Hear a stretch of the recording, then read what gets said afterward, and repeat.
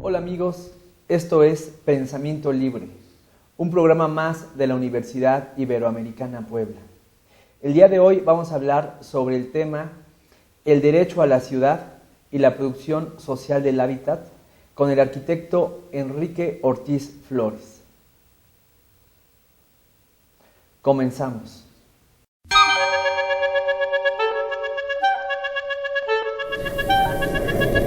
Tú y yo. Igual.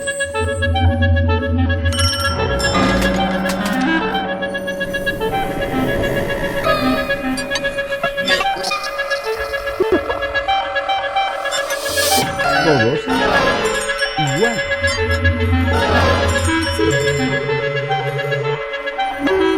Todos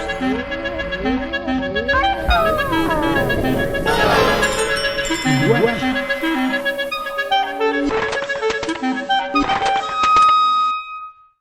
Pensamiento libre.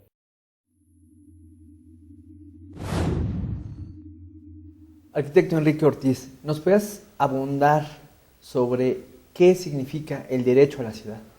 Bueno, el derecho a la ciudad es un nuevo derecho ante la situación del mundo que ha cambiado, el papel de los gobiernos, de estados proveedores y que asumían todas las responsabilidades a estados facilitadores. La sociedad adquiere nuevas responsabilidades y por lo tanto el derecho a tener nuevos derechos. Esto siempre va junto. Es un derecho que aún no está reconocido por Naciones Unidas, pero que Naciones Unidas ya está trabajando y que ha tenido ciertos impactos. Por ejemplo, la nueva Constitución de Ecuador contempla el derecho a la ciudad en uno de sus artículos, que es un primer caso. Brasil de alguna manera lo tiene ya incorporado desde hace tiempo. Es el derecho no a la ciudad que tenemos, sino a la ciudad que queremos y que queremos repensar, una ciudad para todos.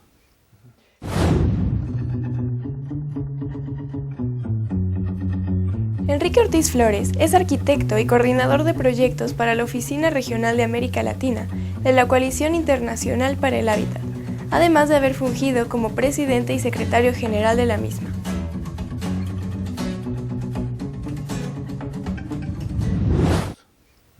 En este caso, como un nuevo derecho, el que estamos mencionando, el derecho a la ciudad, ¿tendría alguna relación por la innovación que representa, por ser de nueva generación, a lo que en los últimos años le han llamado a lo que es el derecho por un mejor medio ambiente como derechos de tercera generación? Es decir, ¿tiene una relación similar por la manera en la que se ha ido conformando, por ser de última generación? ¿Tienen alguna relación entre sí? No sé qué nos podrías comentar en ese sentido. Sí, en general ya no se habla tanto de generaciones, todos los derechos están vinculados, pero es cierto, es un derecho que como se concibe es un derecho de carácter colectivo y complejo. O sea, esto hace ver que no es solamente un derecho individual que cada uno puede reivindicar individualmente, como son casi todos los derechos, sino ya Naciones Unidas reconoce algunos derechos colectivos, como el derecho de las comunidades originarias. Los pueblos originarios tienen derechos colectivos y se enmarcaría dentro de este concepto. Ok, muy bien. Y en este caso, por los trabajos en los equipos en los que has trabajado, ¿cómo se ha contribuido a promover o generar este derecho a nivel nacional en el caso de México? ¿Qué avances se ha tenido? ¿Qué buenas experiencias nos podrías compartir? Sí, tal vez convenga decir un poquito de la historia, porque a veces pensamos que las cosas parten de que acabamos de firmar la Carta por el Derecho a la Ciudad, como si fuera algo que surge de repente. Hay un proceso largo en América Latina, que hemos sido parte de ese proceso, que es la cuestión que empezó en la Cumbre de la Tierra en el 92 en Río de Janeiro. Los brasileños introdujeron esta temática, la trabajamos juntos con el Frente Continental de Organizaciones Comunales, la Coalición Internacional para el Hábitat y el Frente brasileño de reforma urbana, y se hizo un documento primero que se presentó a los gobiernos ahí en Brasil, que se llamaba un tratado por ciudades, pueblos y villas democráticos, sustentables y justos. Esto es una primera aproximación, que los brasileños lo siguieron trabajando y lo introdujeron como una temática a discutir en el Foro Social Mundial en el 2001. A partir de ese momento, 2 años después, empezamos a participar también nosotros en la Coalición Internacional Hábitat en este proceso, y se redactó una Carta Mundial por el Derecho a la Ciudad, que tiene ya actualmente 2 versiones, una del 2003, otra del 2005, y que todavía está en debate. Todavía hay elementos que hay que depurar, pero ha sido inspiración de muchas cosas ya. O sea, es muy interesante cómo estas iniciativas que surgen de la sociedad civil, si se les da seguimiento, van tomando cuerpo, ¿no? En el caso de América Latina, sobre todo, hay varias iniciativas, en Europa también. Por ejemplo, se dio en Europa la Carta Europea de Salvaguarda de los Derechos Humanos en las ciudades, que la han firmado 400 municipios, pero es una carta de derechos humanos en la ciudad, no es todavía el concepto de derecho colectivo, ¿no? La Carta de Montreal de Derechos y Obligaciones, el Estatuto de la Ciudad de Brasil, son los primeros instrumentos ya internacionales que están basados en este concepto. En el caso de México, esta vinculación que teníamos con los movimientos sociales, hay una parte del movimiento urbano popular que tomó esto como bandera y lo negoció con el gobierno de la ciudad de empezar a discutir la posibilidad de armar una carta de la Ciudad de México por el derecho a la ciudad. Esto lo empezamos en el 2008, nos invitaron nosotros, invitamos a la Comisión de Derechos Humanos del Distrito Federal y a una ONG que agrupa a varias organizaciones de derechos humanos de distinto tipo. Y con eso se empezó a formular esta carta, con consultas públicas, eventos públicos y un trabajo muy sistemático que llevó muchas reuniones. Y en 2 años tuvimos lista la carta y se acaba de firmar por el gobierno de la ciudad el 13 de julio de este año. Y la firmó, hablo del gobierno de la ciudad, pero la firmó Marcelo Ebrard y la firmó la presidenta de la Cámara de la Asamblea Legislativa del Distrito Federal y la firmó el presidente del Tribunal Superior de Justicia. O sea, estamos hablando del gobierno completo que se compromete en echar a andar un proceso para implementar esta carta. 3 poderes. Sí. Muy bien.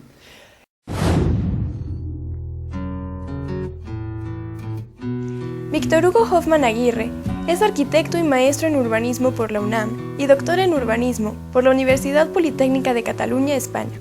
Asimismo, es miembro de la Asociación Metrópoli 2025.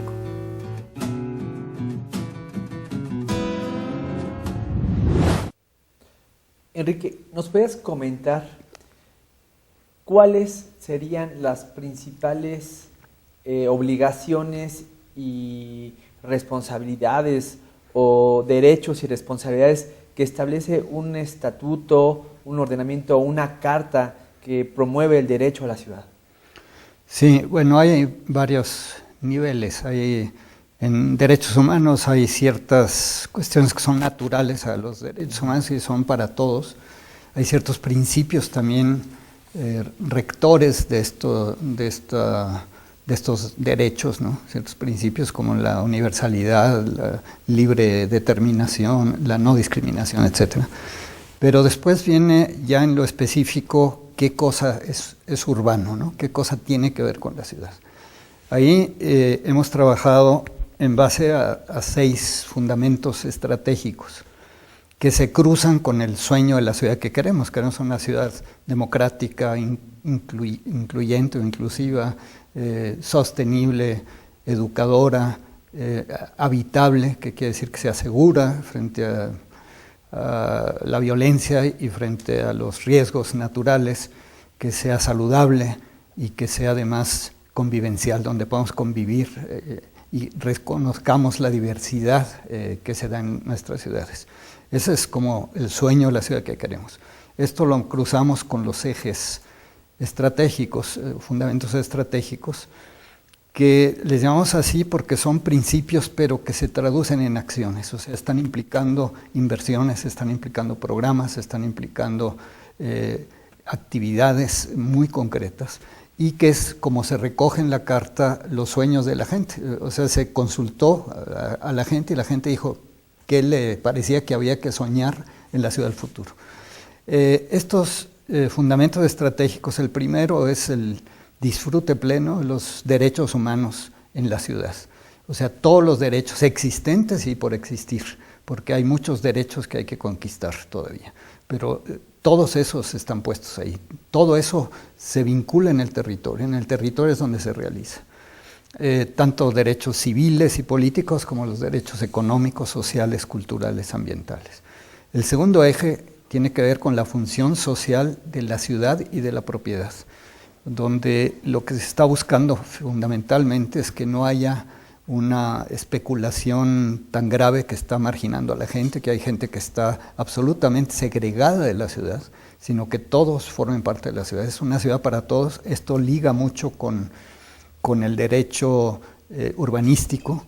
Son regulaciones para evitar la especulación, para evitar la segregación urbana, para evitar los desalojos que Naciones Unidas considera incluso como violaciones flagrantes del derecho a la vivienda, cuando están hechas sin un juicio previo, sin compensación, sin ninguna restitución de lo que se pierde, ¿no?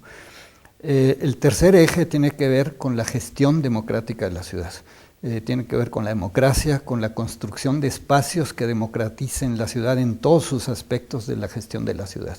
No solamente al nivel muy bajo, que sería hacer zanjas, ¿no? Ese es el primer nivel de participación. Hay otro nivel que sería el de consulta, eso lo hemos avanzado bastante en México, hay muchos consejos consultivos. Yo les llamo de terapia ocupacional porque trabajamos como locos y luego otros deciden. Entonces, tenemos que ir avanzando hacia consejos deliberativos y consejos decisorios y generar otra serie de instrumentos que implican también el control democrático de lo que hace el Estado y también espacios de participación en la gestación de las políticas, de los programas y en el seguimiento de los mismos, ¿no? Perdón, Ricky, tenemos que ir a un corte, por lo cual te pediría que continuáramos en el siguiente segmento con este tema, sobre todo con el desarrollo de este tercer eje, que por lo que nos dices es sumamente importante. Muchas gracias. Continuamos.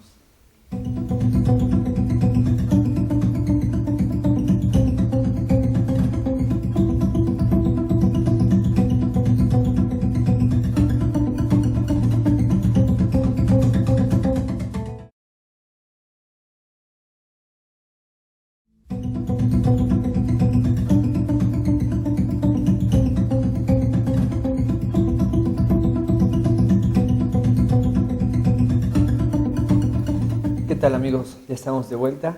Estamos hablando sobre el tema el derecho a la ciudad con el arquitecto Enrique Ortiz Flores.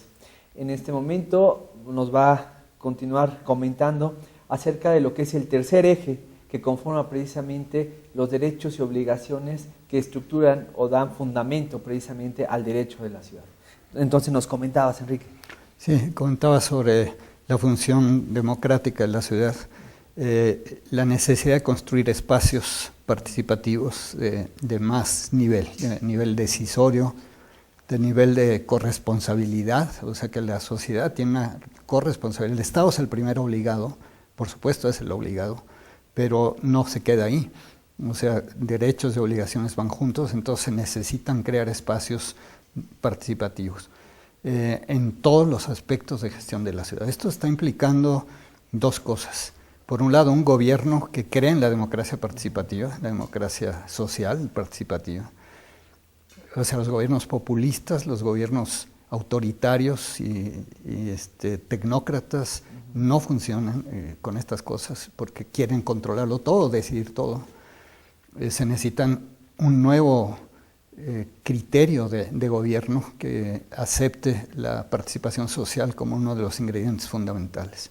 Y por otro lado se necesita una sociedad responsable, corresponsable. O sea, no solo voy a exigir que se cumplan los derechos, sino que me comprometo en llevarlos a cabo. Este es el sentido que tiene este fundamento estratégico, ¿no? Okay. Este sería el tercer y último eje. No, son 6. Okay. Hay otros 3 ver, que le agregamos. Estos son los primigenios. Con eso empezamos en Brasil a trabajar con esos 3.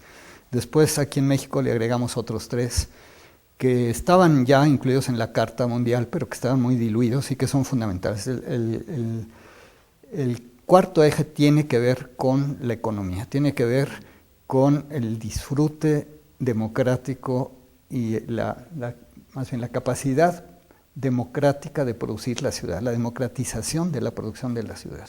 O sea, la ciudad no la produce solo el sector inmobiliario, la produce la gente.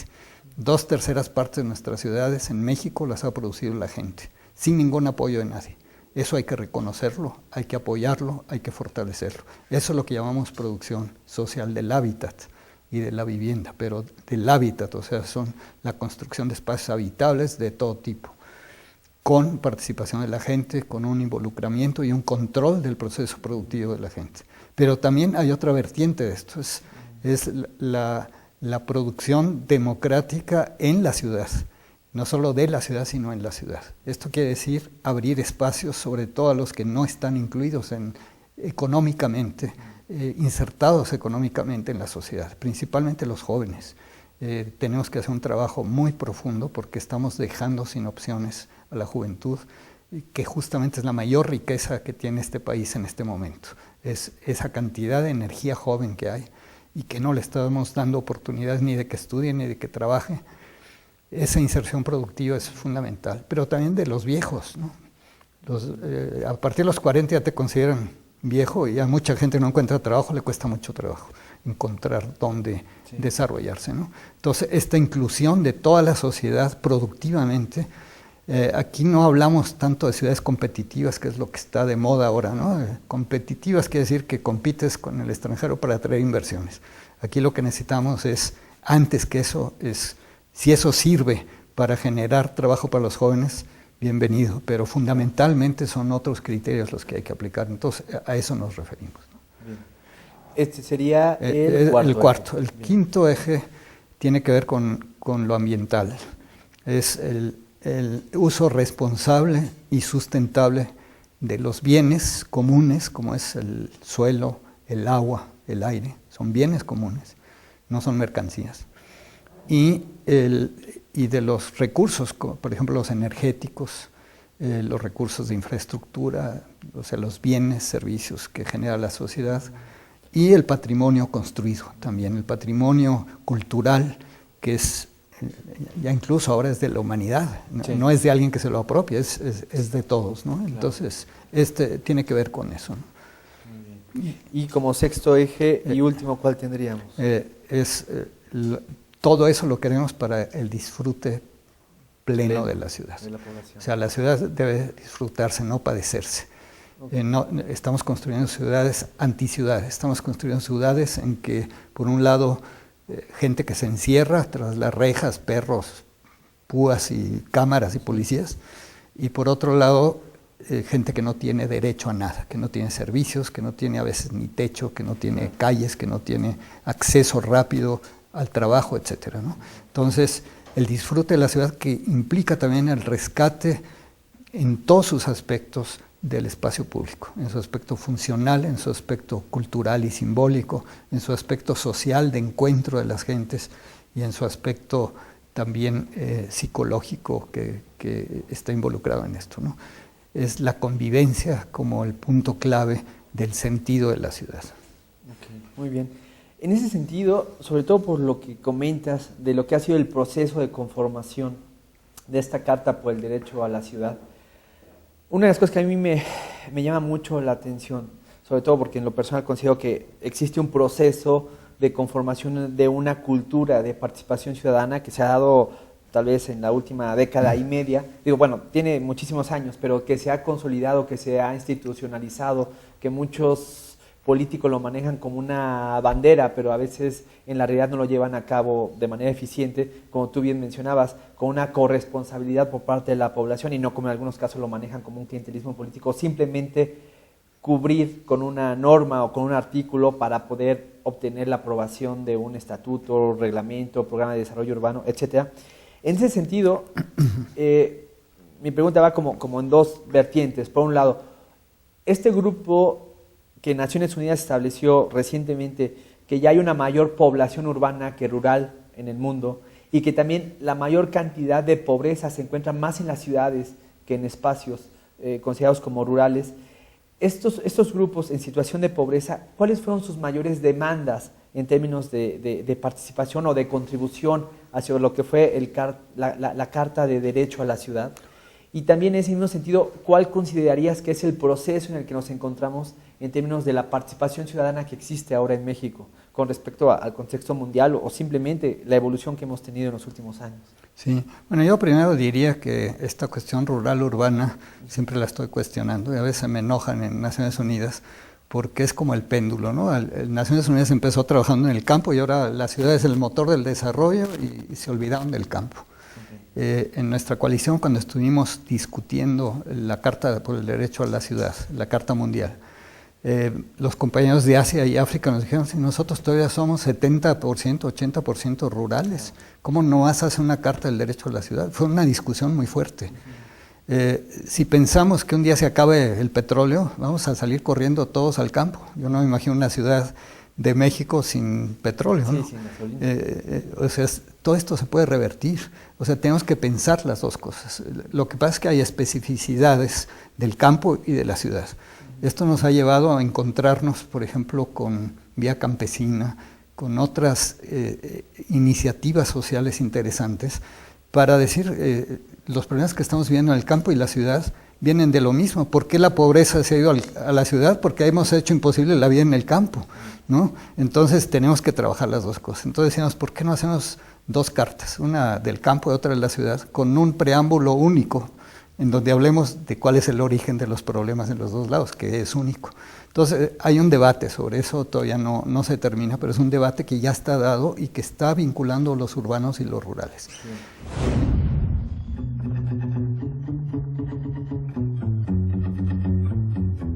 Enrique Ortiz Flores es exprofesor titular de la Cátedra Sergio Chiapa de la Universidad Autónoma Metropolitana Xochimilco.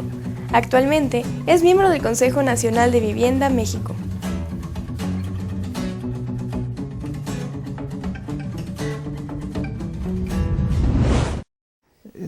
Sí, la otra parte de la pregunta era en relación a cómo consideras, bueno, antes era estos grupos considerados como en situación de pobreza, y refiriéndome a grupos urbanos, ¿cuáles eran sus principales demandas o contribuciones hacia lo que era la conformación de la Carta de los Derechos o del Derecho a la Ciudad? Mira, eso fue muy interesante. En el caso de la Ciudad de México, los primeros que nos aportaron cosas, porque es gente que ha luchado mucho, que sabe mucho de la ciudad, son los compañeros del Movimiento Urbano Popular que tomaron la iniciativa de esta carta. Ellos fueron los primeros que se entrevistó, lo sistematizamos de acuerdo a esta matriz que te decía, lo que fueron aportando. Pero también se hicieron consultas con especialistas y se hicieron 2 consultas públicas en el Zócalo, con la gente que llegaba, niños, viejos, todos los que llegaban. El Día de Derechos Humanos del 2008 y el del 2009 se pusieron urnas, la gente, o letreritos. En la primera la gente ponía letreritos, ¿no? Cosas muy lindas te decían, por ejemplo, no a la discriminación, tenemos derecho a la libre expresión, con C, por supuesto, ¿no? Estaba puesto sin mucha ortografía, veías que era realmente la expresión popular, claro, de no querer una ciudad. Hablaban mucho, nos llamó mucho la atención porque cuando formulamos la carta con la gente que más sabe, no hablaban tanto de la violencia. O sea, nos costó trabajo meter cosas en relación a la ciudad segura, ¿no? Que es una de las partes que manejamos. Porque los del movimiento popular, al ver que estábamos abarcando todos estos conceptos, decían, pues ahí, así se resuelve el problema de la violencia, ¿no? Con oportunidades, con interacción, con convivencia, con una serie de cosas. Pero tú pusimos 9 urnas en el Zócalo en el 2009 y una de ellas era sobre seguridad, porque dijimos, la gente está metida con la cosa que estamos en un mundo inseguro. Claro. En las 9 urnas nos contestaron cosas de seguridad. Distintas. Disculpa que te interrumpa, Enrique. Tenemos que pasar a un corte, pero en un momento continuamos. Sí. Muchas gracias, amigo.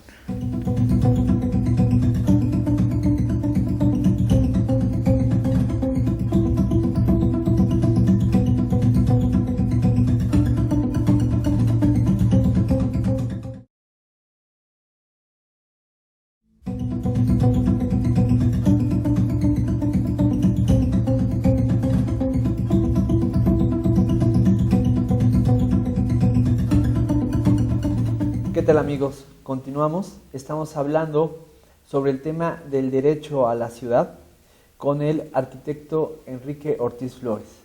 Hace un momento nos estaba hablando de lo que ha sido la participación de la población, sobre todo del grupo de población considerado en un estado de pobreza, y cómo esta participación de la población contribuyó a la conformación de la Carta del Derecho a la Ciudad. En ese sentido nos comentabas, Enrique. Sí, fue muy interesante también en estas consultas lo que decía cada tipo de persona, ¿no?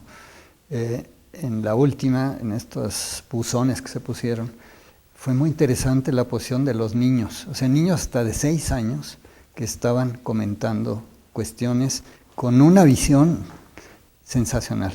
Hay un personaje que conozco, italiano, que asesoró el plan de desarrollo urbano de Roma y dice, si hacemos una ciudad para los niños, hacemos una ciudad para todos. Eso me parece que es fundamental, donde los niños pueden ir a la escuela, pueden ir en su bicicleta, pueden ir caminando, puedan jugar en la calle como jugamos nosotros. Esto cambia totalmente el sentido de la ciudad. En Colombia, en Bogotá, algunos alcaldes lo que hicieron fue decir, bueno, estamos haciendo una ciudad para los coches. ¿No sería mejor hacer una ciudad para la gente? Y voltearon la cosa, metieron el Metrobús, el Transmilenio se llama ahí, metieron jardines, ampliaron las banquetas, pusieron árboles, pusieron carriles para las bicicletas y cambió la ciudad, radicalmente cambió la ciudad, o sea, con simplemente cambiar la manera de ver los problemas. Entonces esta consulta fue muy interesante. Por ejemplo, los adolescentes decían, lo que queremos es que no nos persigan los policías, porque andan con los pelos así. Bueno, ya basta eso para que los persigan y los hagan la vida imposible.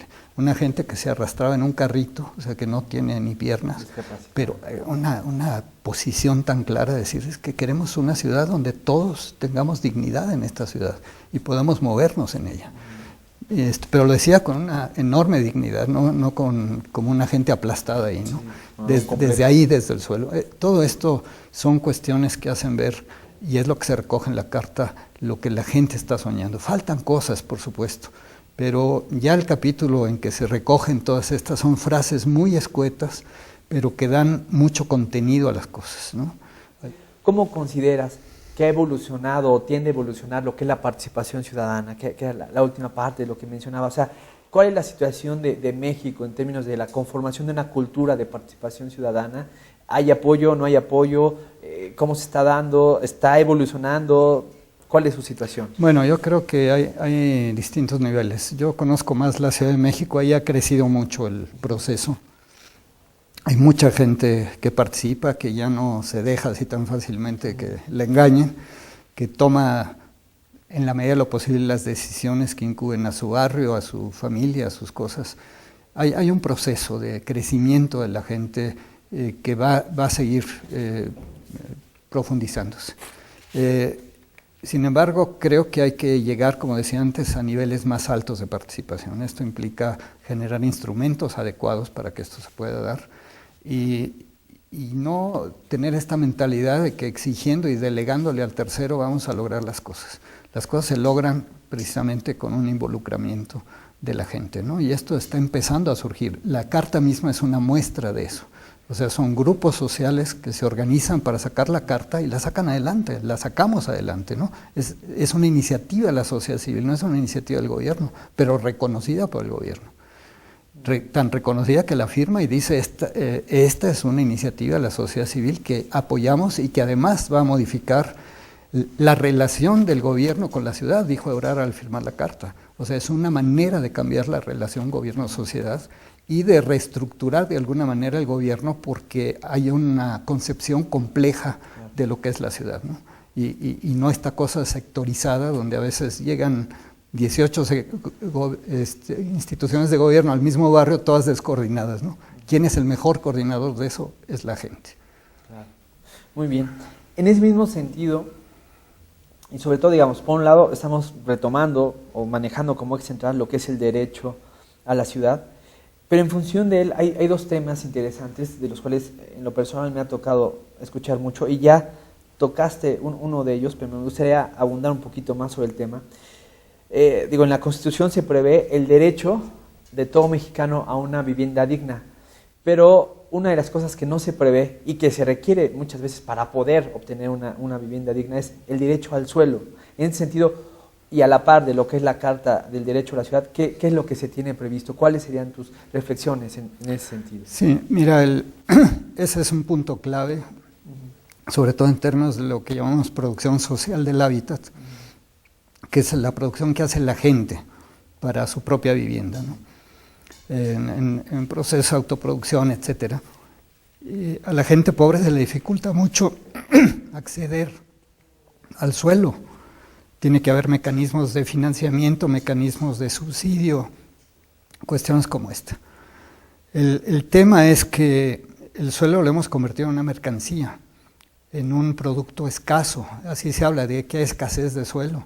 No podemos hablar en términos de escasez económica de un bien que es común y que es único, que es limitado. O sea, el suelo no es un bien escaso, es un bien limitado. No hay dos pisos, hay un solo planeta. Claro. Entonces, esto, igual que el agua, igual que el aire, son bienes comunes para la vida, no solo para el ser humano. Son para la vida, para los animales, para las plantas, para todo. Es muy interesante que en esta Constitución de Ecuador que acabo de mencionar reconocen el derecho de la naturaleza. Es la primera Constitución que reconoce eso. Eso es punto muy importante. O sea, necesitamos reconocer que tenemos que manejar el mundo de otra manera, los bienes naturales, pero sobre todo estos bienes que son comunes. Y la tierra es uno de ellos. Desde hace muchos siglos que se convirtió, no demasiados, pero se convirtió en mercancía. Era algo que era común, la tierra era común. Todavía en México estaban las tierras comunales, y así se llaman, y estaba el ejido, que es un rescate histórico de esa forma de tierra, ¿no? Que después se privatiza con Salinas de Gortari, empieza una privatización de nuevo, por el manejo corrupto que se hizo de las cosas, ¿no? Pero es algo que nos hace repensar que ahí hay un recurso, un bien común que habría que volver a distribuir. Y esto implica ciertos instrumentos. Los brasileños han desarrollado algunos instrumentos muy interesantes en el Estatuto de la Ciudad que vale la pena asomarse a verlos y que implican elementos para poder controlar las tierras a la engorda, toda esta cosa de tener dentro de la ciudad, tienes espacios ocupables que no se pueden ocupar porque nadie los puede comprar por el precio que tienen. Sí, sí. Entonces estás mandando a los pobres a las periferias cuando el trabajo está en el centro de la ciudad. Son los que no debían estar en la periferia. El que tiene coche puede irse a la periferia, el que anda en un pecero tratado como costal de papas y 3 horas de transporte para llegar a su casa. No es justo, no es lo que teníamos que hacer. Los pobres tendrían que vivir donde está el trabajo.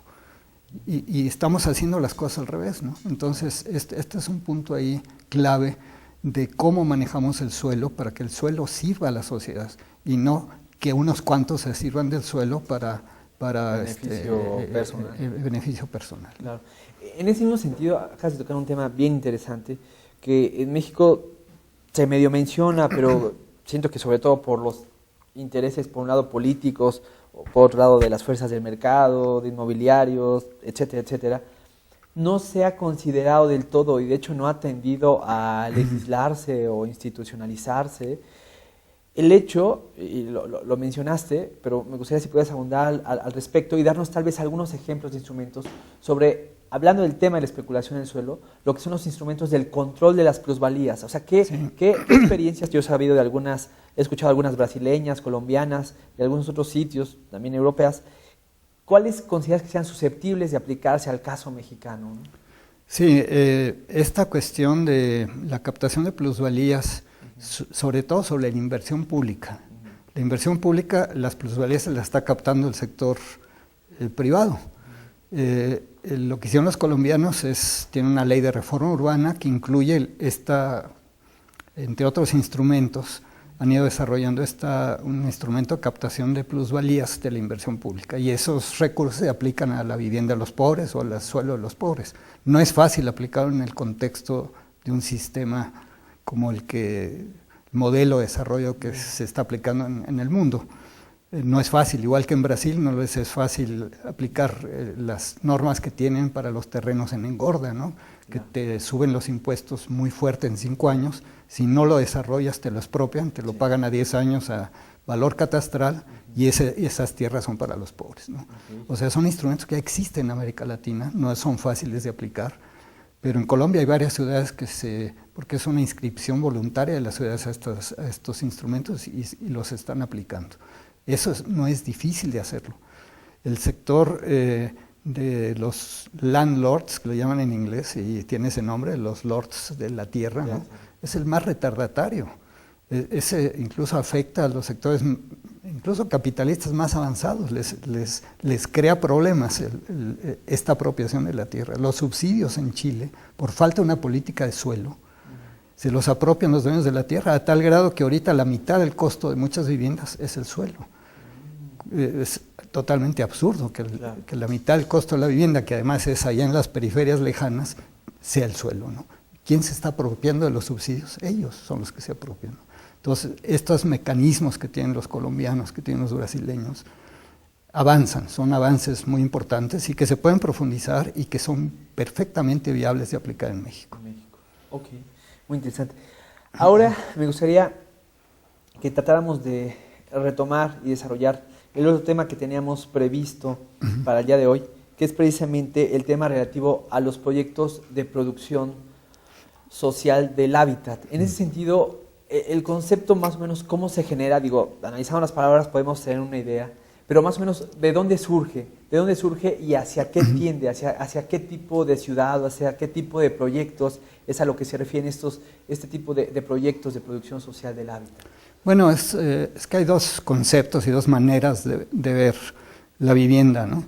Una que tiene que ver como un bien económico que se produce en el mercado, que es una mercancía que se vende de acuerdo a la oferta y la demanda, que se produce como bien terminado, que se entrega para satisfacción del que pueda comprarla. O sea, se ofrece en el mercado al que pueda comprarla. Si lo vemos desde el lado del derecho a la vivienda, el derecho es universal, todos tienen derecho, entonces tenemos que generar los mecanismos para que esto sea posible. En el marco de este concepto, reconocemos también que 2/3 partes de las ciudades de este país las ha hecho la gente, sin apoyo de nadie. Entonces quiere decir que frente al concepto de escasez que se maneja en lo económico, hay un concepto de abundancia que se maneja en lo social. O sea, la mayor parte de la vivienda la ha hecho la gente sin financiamiento público, claro, con un enorme esfuerzo y un desgaste brutal. Entonces, esa es una producción social espontánea que le llamamos.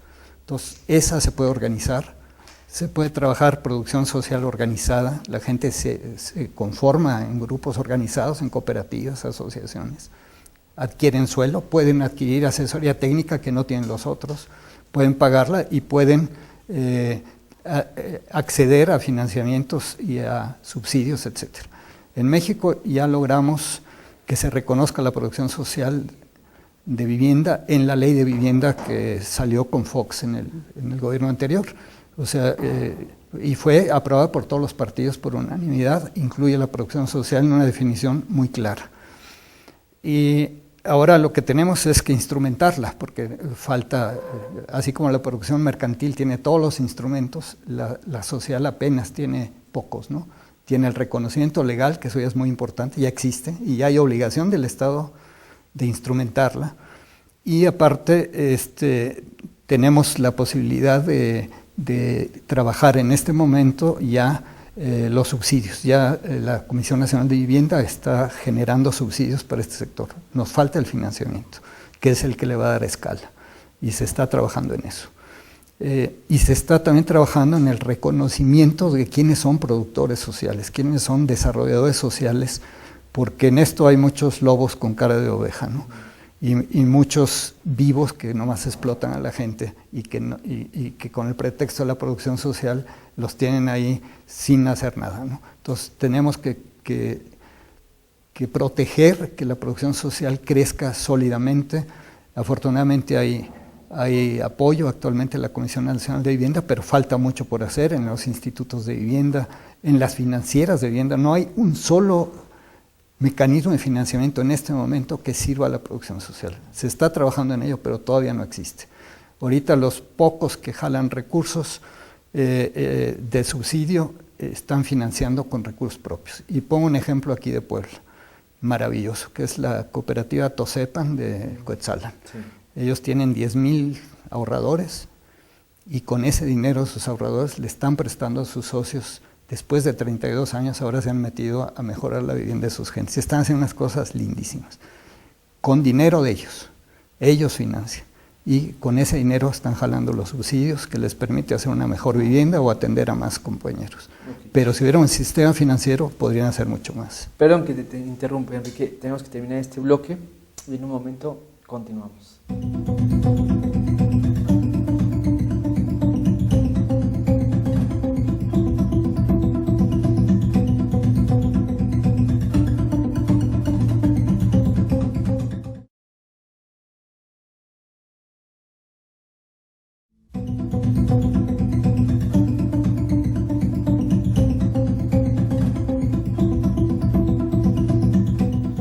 Hola amigos, continuamos. Estamos hablando sobre el tema de proyectos en producción social del hábitat con el arquitecto Enrique Ortiz Flores.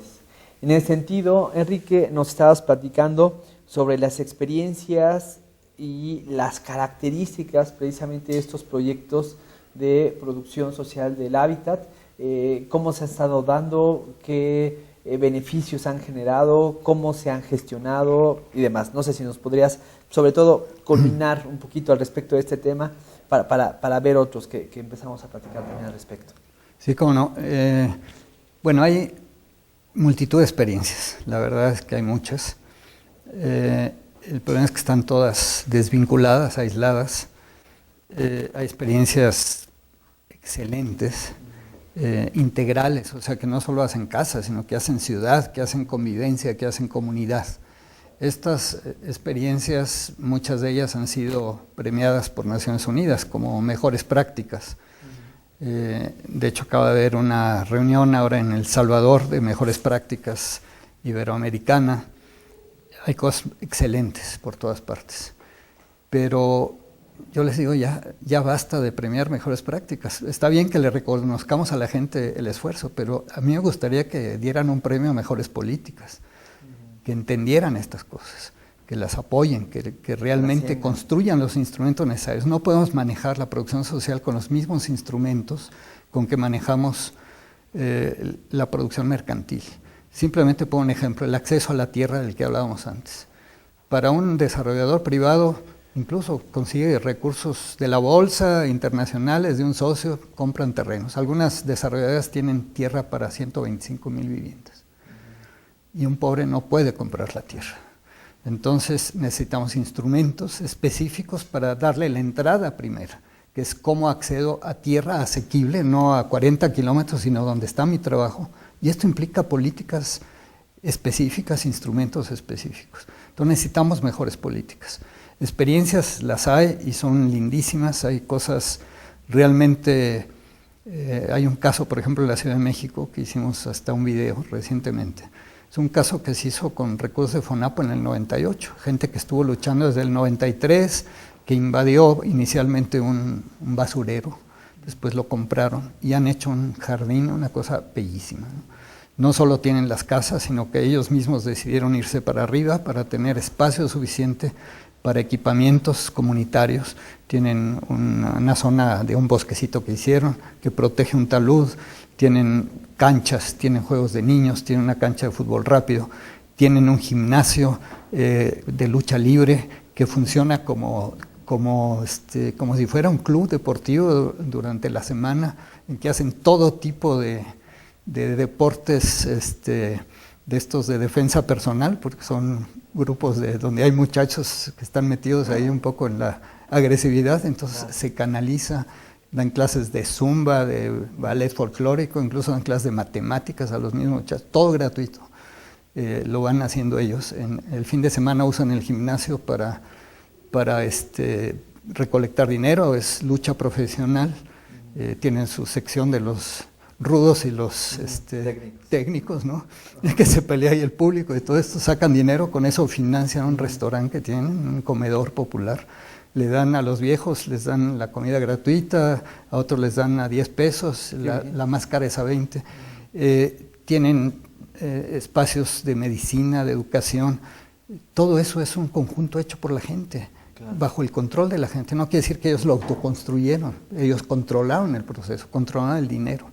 Nos falta confianza al reconocer estas experiencias. Siempre tenemos tanto miedo que empezamos a hacer normas y controles y todo eso se burocratiza. Entre el miedo y la burocracia rigidizamos estas experiencias. Estas experiencias son múltiples, debemos generar instrumentos de opciones múltiples, porque en la pobreza todo es diferente. Hay quien tiene tierra con servicios, hay quien está regularizando la tierra, hay quien tiene dinero ahorrado, hay quien no tiene dinero ahorrado, hay quien va a mejorar la casa, hay quien quiere una casa nueva, hay quien quiere construir una casa para la hija en el segundo piso. Todo esto es una diversidad impresionante. Yo puse unos ejemplos solo de esta diversidad. Entonces tenemos que aprender a manejar esa complejidad. Ese es el punto clave del asunto. Entonces, cuando las instituciones rigidizan esto, lo echan a perder. ¿Cómo lo mantenemos autónomo? ¿Cómo mantenemos esta autonomía que se relaciona con una institución que apoya, no una institución que dictamina, ¿no? Muy bien, en ese sentido, bueno, creo que ya nos acabas de ampliar muchísimo lo que es este concepto y nos das ejemplos de lo que son los proyectos de o en producción social del hábitat. No sé si quisieras abundar un poco más al respecto, pero también a manera de conclusión, ya sea sobre este tema o principalmente sobre el tema que comenzamos, que era el de la Carta de Derecho a la Ciudad. A manera de conclusión, ¿qué posibilidades hay de que trascienda, de que realmente contribuya a que sea reconocida, pero sobre todo lo más importante, que contribuya a mejorar la calidad de vida o las condiciones de vida de la población que habitamos precisamente las ciudades, sí, ¿no? Y en este caso, bueno, comenzando por México. En el caso de México, que ya es la primera carta de esta naturaleza que está firmada en el mundo, digamos. Ahí vamos un poco a la vanguardia en el sentido de que es una carta por el derecho a la ciudad y no de derechos humanos en la ciudad solamente, ¿no? Un concepto más integral, más colectivo. Sí. ¿Qué tenemos? Es un hito, la firma es un hito. Muchas veces los gobernantes firman y después no hacen nada. ¿De quién depende? ¿Depende de que el gobernante decida hacer las cosas o depende de que la sociedad diga, ya hay un instrumento ahí al cual puedo trabajar para hacer cosas y para promover que se concreten, ¿no? Ahorita estaríamos en la etapa de que se reconozca ese derecho legalmente. Unos dicen, pues no se puede porque es un derecho que no está reconocido por Naciones Unidas ni por la Constitución mexicana, ¿no? Bueno, pues no lo reconocerá, pero nosotros sí lo reconocemos como sociedad y podemos implementarlo. Entonces, ¿dónde está el asunto? En eso estamos, ¿no? Tener un reconocimiento y generar instrumentos, pues, sobre todo de articulación.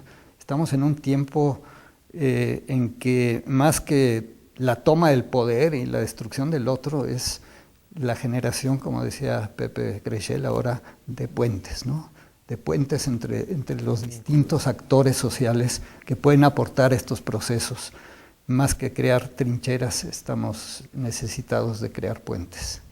Y eso es lo que a mí me parece fundamental. Puentes entre los pobres que saben ciertas cosas y los técnicos que creen que saben otras, pero que también saben algunas que pueden aportar a este proceso. Lo que no podemos es seguir imponiéndole a la gente las cosas.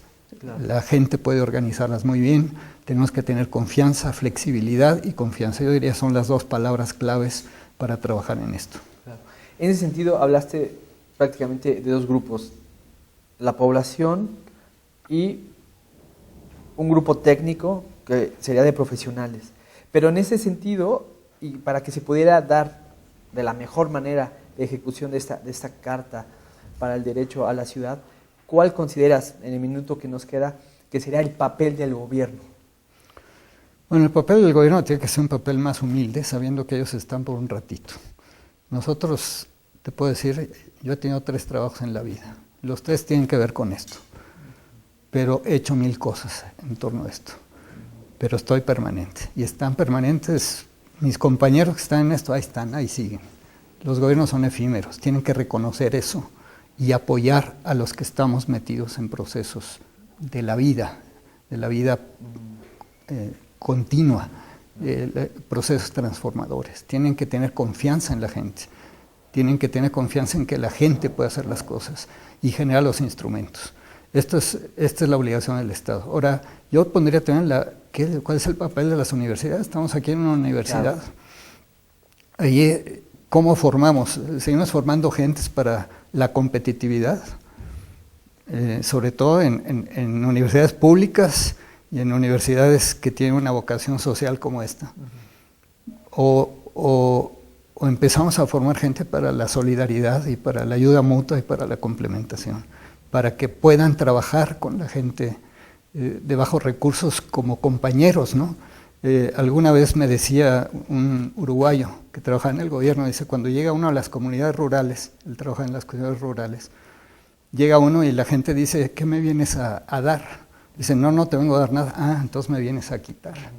Dice, no vengo ni a darte ni a quitarte. Vengo a armar la yunta contigo y a jalar juntos. No, excelente. Realmente agradecemos mucho tu contribución. Muchas gracias, amigos. Esto fue Pensamiento Libre, un programa de la Universidad Iberoamericana Puebla. Hasta la próxima.